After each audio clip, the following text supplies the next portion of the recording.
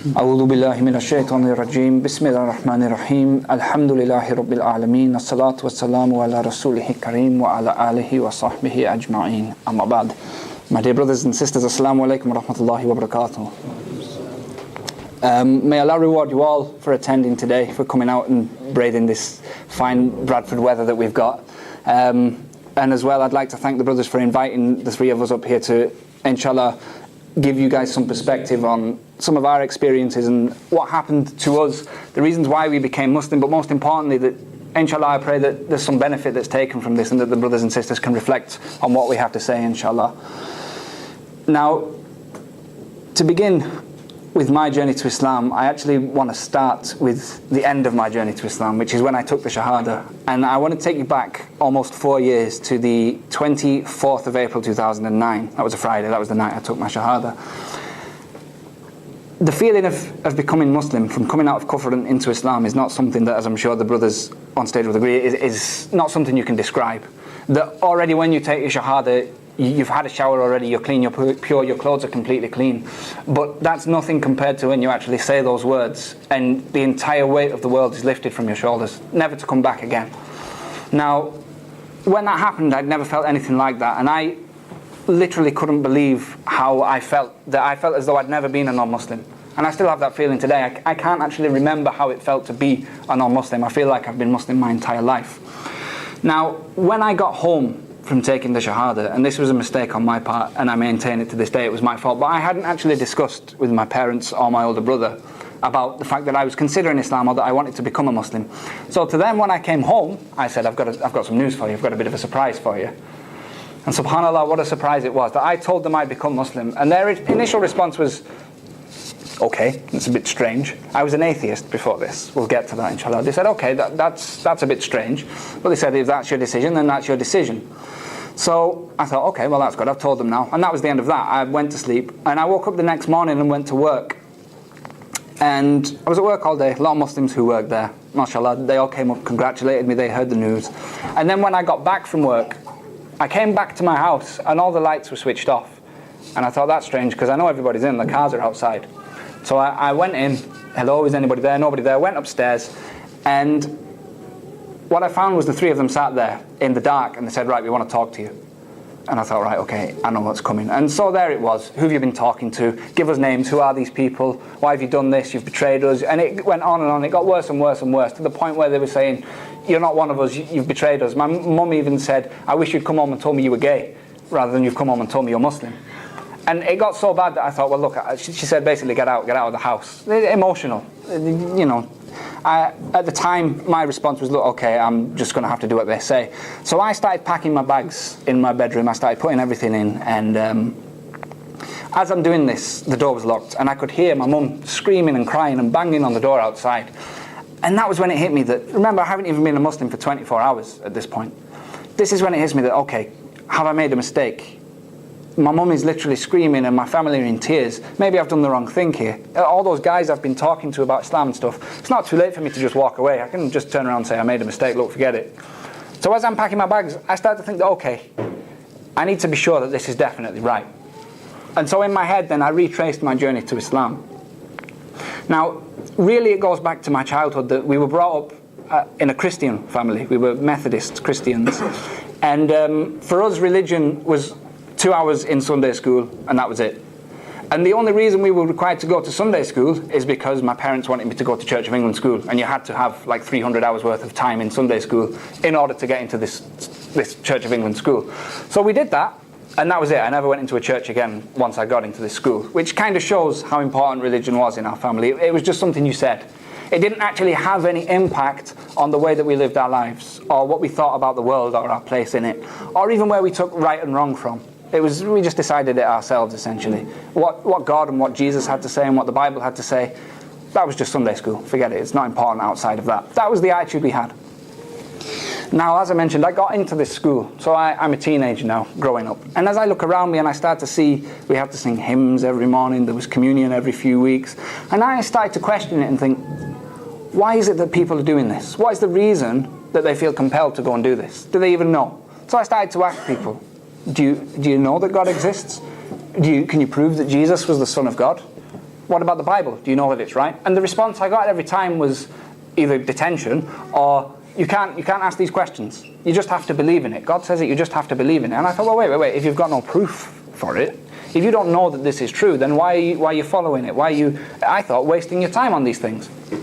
So age 11, I became an atheist. And I thought, these people, they don't know what they're talking about. And I thought I was so smart because I'd figured it out and they were still ignorant.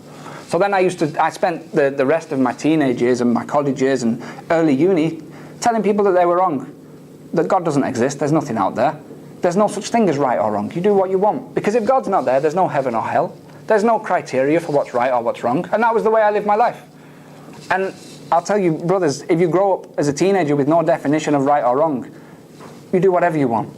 You do whatever you want, because who's there to account you? Somebody, my mum or dad, they'd say something to me. Who are you? There's no such thing as right or wrong. How can you tell me that I'm wrong?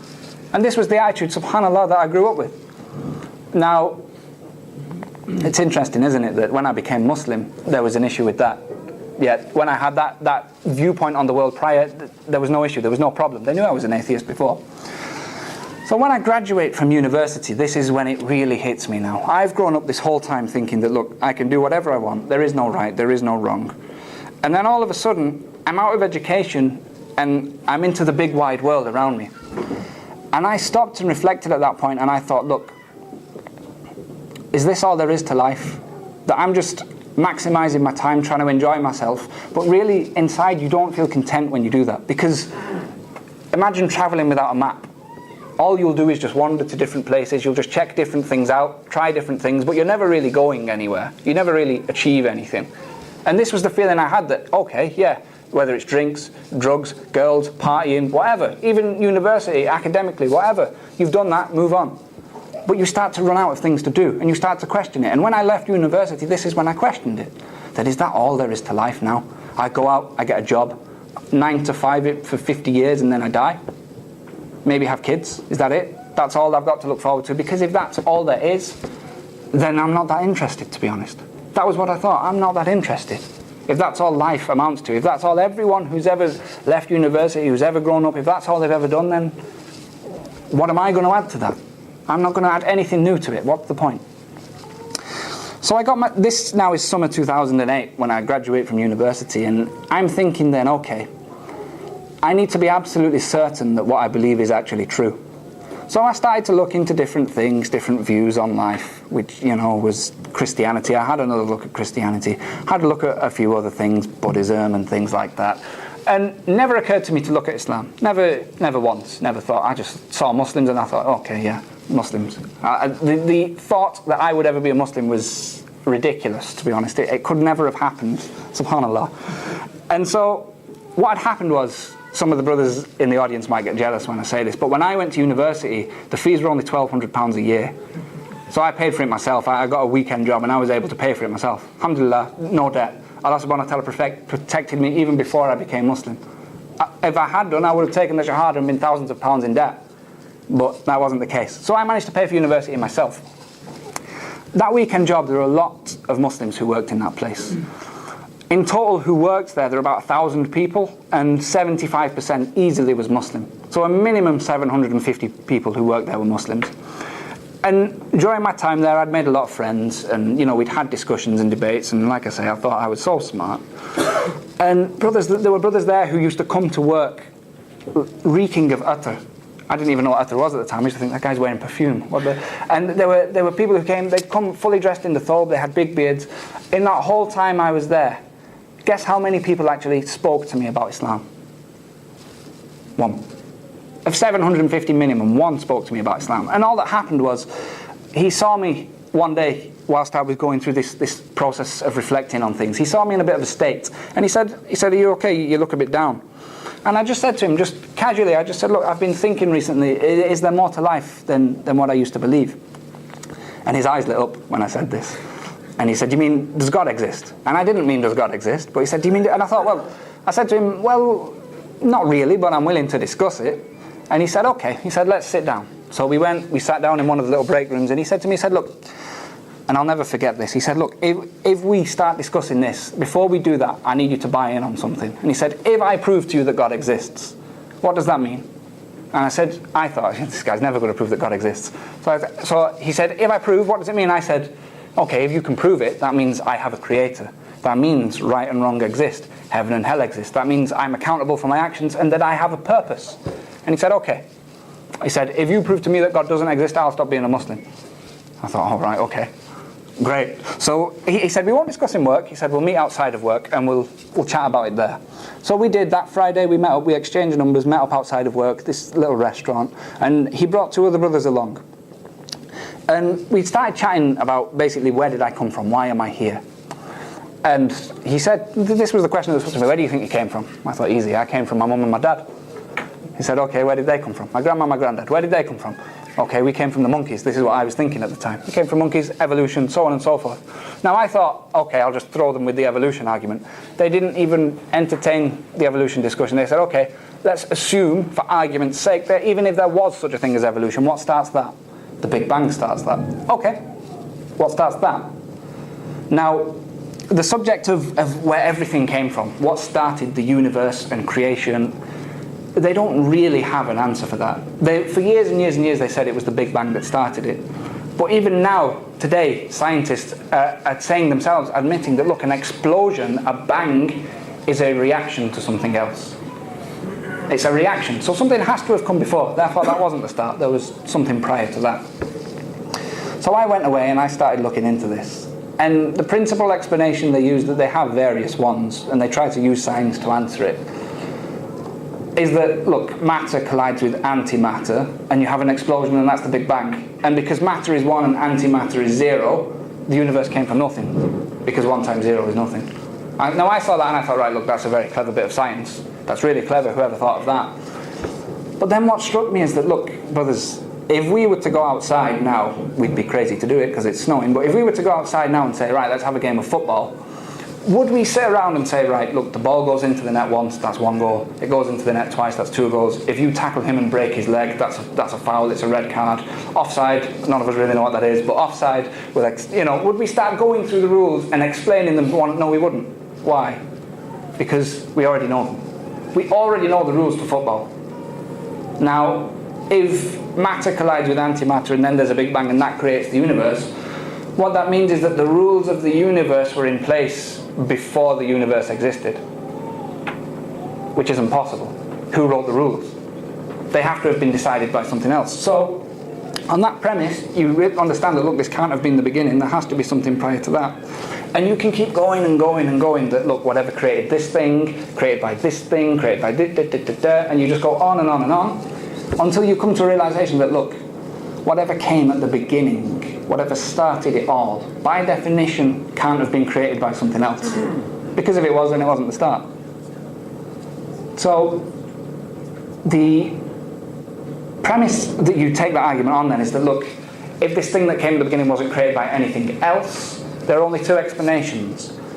Number 1, it created itself, which is ridiculous. You can't decide to create yourself if you don't exist. And just like if you're asleep, you can't decide, right, I'm going to wake up now. It's not possible. You're not in control. So you can't create yourself, which means there's only one possible explanation. This thing was there all along. It didn't have another creator. It didn't create itself. The only explanation is that it was always there. No beginning, no end. So when you realize this, you think, okay, it was there all along. There's a few things you can work out about that. If it's there all along, that means it never got old. It doesn't get hungry. It has no weakness or flaw. Remember, I'm not calling it God at this point. I'm just saying there's something. There's a something out there. It doesn't have any weaknesses. It doesn't get old. If the universe is based on rules, this thing came first, which means it obeyed no other rule. It decided to create everything else. It has a will of its own. Intelligence. Not only that, but if it's there all along, then it's infinite. It has no bounds. There can't be more than one of it.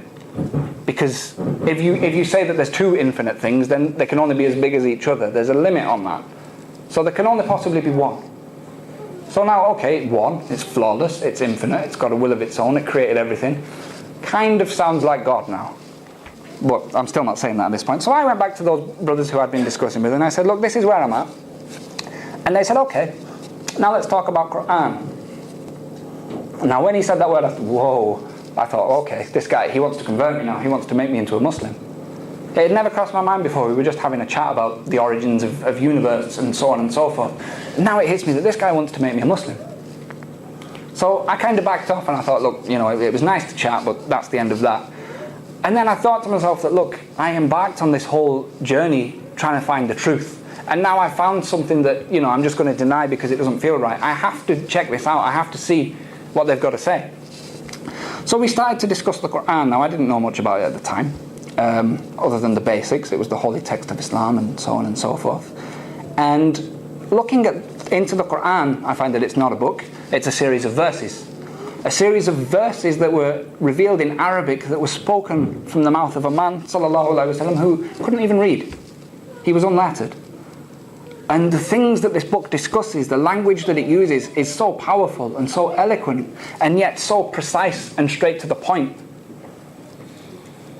And what is the Quran essentially? That it's not just a series of stories. The Quran is what? It's a book of law. Have you ever taken a book of law, of British law, off the shelf and start reading it? It's not like the Quran, even in English. It's official paragraph 1.2.3. The plaintiff says da da da da. It's like that. It's really official language. Do not go through a red light until it turns green and da da da da da. But the Quran, a book of law, isn't like this. The language within it is so powerful. And this book is revealed at a time when the Arabic language itself was pretty much at its apex. There were, as we know, there were poets in Mecca and Medina at the time who could speak the most eloquent Arabic, tell the most fantastic stories. And one of the signs that the Quraysh used to try and show that they were number one was that they had the best poets. And they actually used to send them to challenge Muhammad sallallahu alaihi wasallam. And the Quran issued to these men a challenge, because as we know, a lot of people tried to refute the Quran. It said, look, the challenge was shortened and we're short on time, so I'll give the essential version. But the Quran said, look, if you disbelieve, it's in Surah Al-Baqarah, if you don't think this book is from Allah subhanahu wa ta'ala, then all you have to do is create a surah like what's in this book. Just one chapter like what you see in this book. Because if somebody else can do it, that means it came from a man. If no one else can do it, that means it must have come from Allah subhanahu wa ta'ala. Now I thought, okay, that's interesting. I wonder if anybody managed it. I look into it. Of course, nobody did. There were many challengers who attempted it, but nobody did. That was back then. How about more recently? And so if any of the brothers are familiar with Orientalism and some of the movements that took place when the British Empire and some of the colonial powers went into the Muslim world, what they tried to do was to cut the Muslims' relationship with the Quran. And the way they tried to do this was to meet this challenge, to disprove the Quran. So there are entire institutes that were set up to refute the language of the Quran and imitate it. None of them could do it. There were professors who were paid hundreds of thousands of pounds. They became Muslim because they couldn't do it. So I'm looking at this and I'm thinking, okay, that's interesting. That on the one hand, there's this infinite, flawless thing with a will of its own. And on the other hand, we've got this book, which is so powerful. Even in English, it's unlike anything you've ever read. That virtually solves any problem you can come across. And no one has been able to disprove that this is from God. I have these two things that I cannot deny. But I didn't take my Shahada. Because to me, it still felt alien, it felt unnatural. And I kind of backed off from the guys who I'd been chatting to. And then what happened, I backed off for about a month or so. And what happened then was that it was one lunchtime at work. And I sat down to have my dinner. And a Muslim guy sits next to me and a non-Muslim guy sits across the desk. And subhanAllah, I don't know what Allah subhanahu wa ta'ala willed him to start talking or what happened there. But he starts saying, to the Muslim guy, you Muslims, you're so dense. Why do you believe in God? There's nothing out there, it's stupid. And I thought, right, I'll stay quiet. And this is where the Muslim guy now, he'll start telling him that, look, there's an infinite origin, that what came at the beginning of everything, it's flawless, it's one. And there's the Quran, which issues, it has a linguistic challenge to mankind. Nobody's matched it. I thought, he's going to destroy this guy. The Muslim says, yeah, but bro, haven't you seen trees? Like, clearly trees mean that there's God. This was his argument. And then he says to the guy, he says, look, it says Allah in your hand. This guy doesn't know a letter of Arabic. He's never seen Arabic in his entire life. He said, look, it says Allah in your hand. Even I didn't know what he meant at the time. And I thought, oh no. The non-Muslim guy, he started laughing. Understandably, he started laughing at this. And he said, that's why you're a Muslim. So I thought, look, this guy is getting murdered. I have to do something. So I started to talk. And I went through the whole discussion that, there has to have been an infinite creator, that the Quran has never been beaten. And basically, as a non-Muslim, I proved Islam to another non-Muslim. The Muslim guy, bless him, didn't know what was going on. He was looking at us both like this.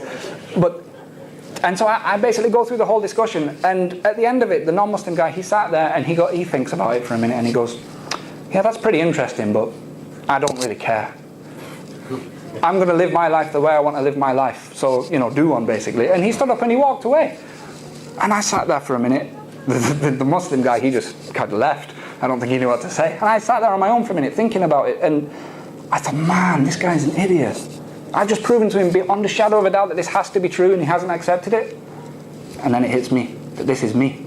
I know it's true. Why haven't I accepted it? So I went and I found the brother and I said, look, I think I'm ready. And the Friday after that was when I took my Shahada, alhamdulillah, which was almost 4 years ago. Now, just to bring it full circle, that the challenges then that I faced with my family when they threw me out and so on and so forth, that I went through it all in my head and I thought, no, this has to be true, it has to be correct. I didn't have a shadow of a doubt. Therefore, if this is true and I know it's true, then any challenge I'm ever faced with, it becomes irrelevant. Because I know that Islam is the truth, and I know that Allah subhanahu wa ta'ala has essentially got my back. And so I left that night, and then I came back, moved back in with my parents, and slowly but surely the relationship improved to the point, brothers, where it's now better than it ever was with my parents, that they see how much more reliable, how much more trustworthy I am. To the point that I recently brought my arm, I've still got the sling here, brothers, I took it off to do the talk, that I brought my arm about 6 weeks ago. My mum, bless her, has taken me every single Friday to and from the masjid for Jummah. The same mother who, they haven't embraced Islam yet. Inshallah, if brothers and sisters can make dua, that's all I ask. But look how that's changed. Because I knew confidently that Islam has to be true. أقول قولي هذا وأستغفر الله العظيم.